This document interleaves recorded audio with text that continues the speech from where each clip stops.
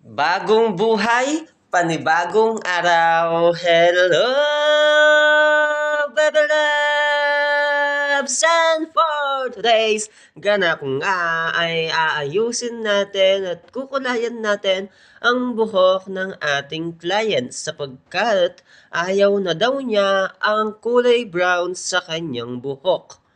Ang una nating gagawin dito ay kukulayan natin siya at lalagyan din natin ng Brazilian Botox treatment upang hindi mag-dry o masira ang kanyang buhok. Ang gamit natin na pangkulay dito ay 3-0 upang maging black na black ang kanyang buhok. After ko nga siyang ma-applyan ay binabad muna natin siya ng 30 minutes to 45 minutes hanggang sa maging pantay-pantay na ang kulay ng ating client.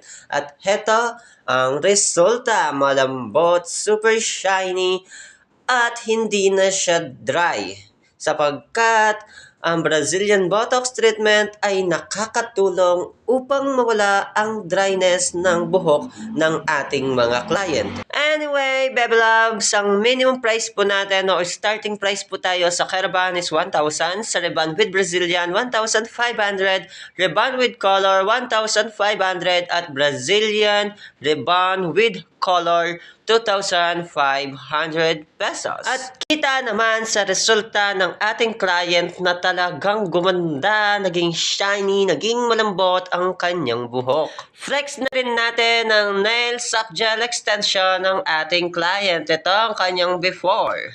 Ang ating nail extension or soft gel plain color ay 500 pesos, soft gel with nail art 750 pesos, soft gel with beads design 1,000, and soft gel with two colors with beads is starting price of 1,200 pesos. Anyway, Bebe Loves, bukod sa Brazilian treatment ay meron din tayong keratin treatment 1,200, Botox treatment 1,000 pesos. At ang ating eyelash extension ay starting price ng 300 to 1,000 pesos. And this is the final result. Nail soft gel extension is only for plain color 500 pesos.